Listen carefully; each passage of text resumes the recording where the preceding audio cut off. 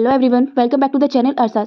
तो ये आज की ये वीडियो होने वाली है उन सभी स्टूडेंट्स के लिए जो कंफ्यूज्ड है 3 ईयर और 4 ईयर ग्रेजुएशन को लेके। तो वो सभी स्टूडेंट्स इस चीज़ को लेके कंफ्यूज्ड है, अगर वो 4 ईयर की ग्रेजुएशन करते हैं तो उनके एडवांटेजेस क्या रहने वाले हैं और डिसएडवांटेजेस क्या रहने वाले हैं, और जो एग्जिट फॉर्म है वो एक्चुअली फिल किसको करना है। ये जो आपकी सारी डाउट है हम इस वीडियो में कवर करेंगे। तो आप भी अगर सोल के स्टूडेंट है और इसी चीज़ को लेकर कंफ्यूज है तो ये वीडियो आपके लिए होने वाली है, एंड तक जरूर देखिएगा।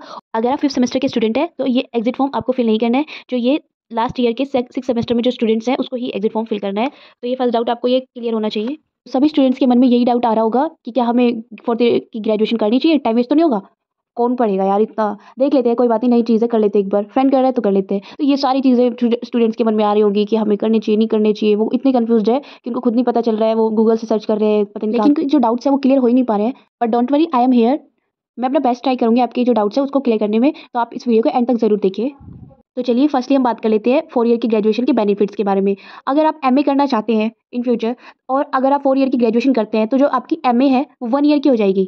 तो सबसे फॉरमोस्ट इसका बेनिफिट यही रहने वाला है 4 ईयर की ग्रेजुएशन का, कि आपकी जो एमए है उसका 1 साल कम हो जाएगा, जो आपके लिए बेस्ट रहने वाला है। और अगर 4 ईयर की आप ग्रेजुएशन करते हैं और आपका अगर मान लो बीए प्रोग्राम है, तो आपको ऑनर्स की डिग्री प्लस आपका जो ये रिसर्च की जो डिग्री होगी, सर्टिफिकेट, वो दोनों चीज़ मिलेगी यहाँ पे। तो आपकी सेकंड बेनिफिट ये रहने वाला है। थर्ड बेनिफिट ये रहता है इसका कि आपके पास मल्टीपल सब्जेक्ट की चॉइस होती है अकॉर्डिंग टू योर इंटरेस्ट और स्किल्स। अगर मान लो आप स्टूडेंट हैं कॉमर्स के तो आप आर्ट्स के सब्जेक्ट भी चूज कर सकते हैं, अगर आप आर्ट्स के स्टूडेंट आप तो कॉमर्स के भी सब्जेक्ट चूज कर सकते हैं। और इसका अनदर बेनिफिट ये रहता है कि आप यूजीसी नेट के लिए एलिजिबल हो जाते हैं, कि क्योंकि आपको फिर एमए करने की जरूरत नहीं रहती है, तो आपको डायरेक्ट यूजीसी और नेट के लिए एलिजिबल हो जाते हैं। और जो आपका पीएचडी है, डॉक्टर ऑफ फिलोसफी, तो अगर आप इन फ्यूचर पीएचडी करना चाहते हैं तो ये उसके स्टडी पर्पस के लिए भी ये बहुत बेनिफिट होने वाले हैं। तो जब अगर मान लो आप इन फ्यूचर पीएचडी करना चाहते हैं तो उसके लिए डेप्थ स्टडी होती है यहाँ पे, तो इसमें आपको इस चीज़ के लिए बेनिफिट हो जाता है।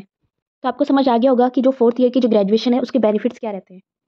अब बात कर लेते हैं कि जो 4 ईयर ग्रेजुएशन है वो अभी इंट्रोड्यूस क्यों किया गया है, क्योंकि अपनी तब से एनईपी स्टार्ट हुई है तो गवर्नमेंट चाहती है कि जो क्वालिटी ऑफ एजुकेशन वो इंक्रीज हो, क्योंकि जो अदर कंट्रीज होती है उनमें जो वैल्यू होती है वो 4 ईयर ग्रेजुएशन की ही होती है।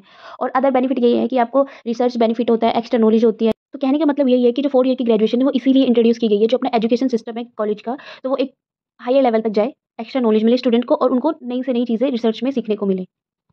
अब हम एक बार बात कर लेते हैं 4 ईयर ग्रेजुएशन की जो डिसएडवांटेजेस होने वाले हैं। फर्स्ट ऑफ ऑल यही है कि एक्स्ट्रा टाइम लगेगा, एक्स्ट्रा मनी है, मतलब कि कहने का मतलब यही है कि जो ये 4 ईयर ग्रेजुएशन है ये आपका टाइम टेकिंग है 1 ईयर का।